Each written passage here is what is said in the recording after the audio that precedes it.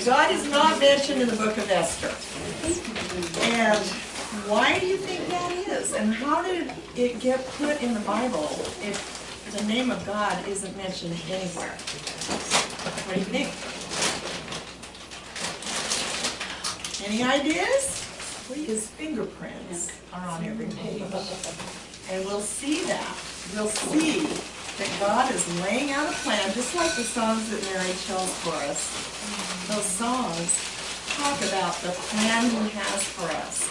And what is our part in that? Surrender. Even when it hurts.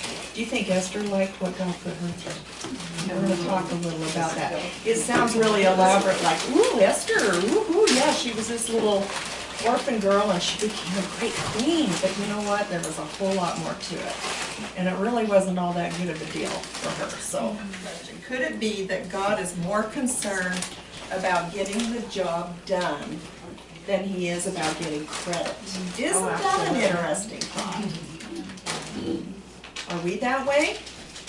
Are we happy to just work behind the scenes? I hope that we all can be that way. That we want to go out into our world, make an impact in the lives of those around us, whether we get any recognition for it or not. All right? The Book of Esther shows how God works behind the scenes, and Shauna brought this up at the retreat. It's not coincidence, it's providence. There is no such thing as a coincidence in the life of a child of God. And another thing I'd like to add to that is there's no such thing as an accident in the life of a child of God. How many of you are familiar with high speed and high places? All right.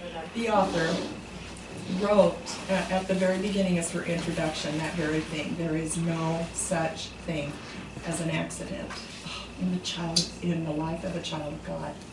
I read that right after my son died, and I just thought, wow, you know, you call it an accident because that's really what it is from our mindset, but nothing catches God by surprise.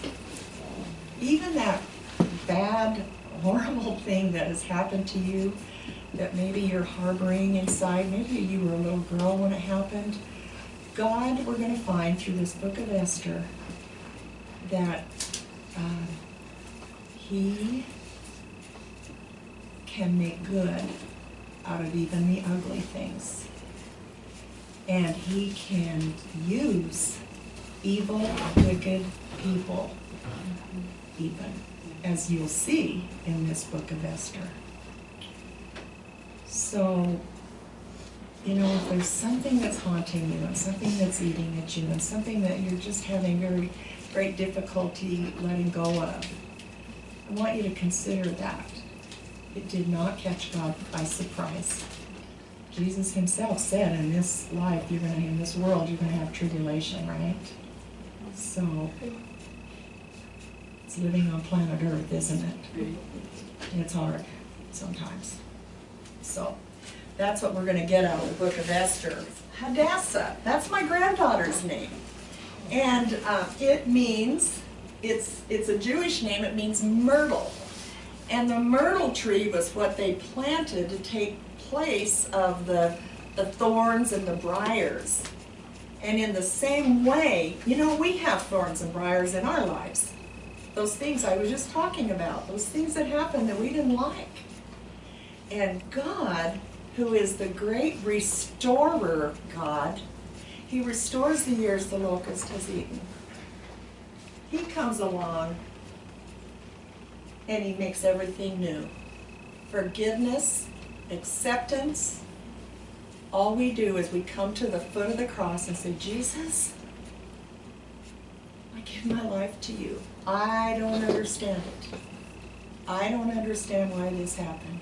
You take it for me. You do this for me, Lord. And He will. He's a God of forgiveness. He's a God of acceptance. There's no hole so deep, there's no sin so heinous that any of us has committed that is unforgivable by the blood of Jesus Christ that was shed for us on the cross. So and then her Persian name became Esther. And the meaning of that is the morning star, Venus. How many of you watch the planets? Do you pay attention to what they are? I like to know. What is that planet right there? If it's a little bit red, I know it's what? Mars. Yeah. I can usually pick out Venus. All the other stars kind of disappear. Doesn't mean they're not there. They're there. We just can't see them, right? But Venus continues to shine right there on the horizon. It's beautiful, and you can't mistake it. Venus sheds its light after all the other stars have ceased to shine, and while the sun still delays to rise. Hence, the deeds of Queen Esther cast a ray of light forward into Israel's history from a dark time. Things were not looking good for Israel.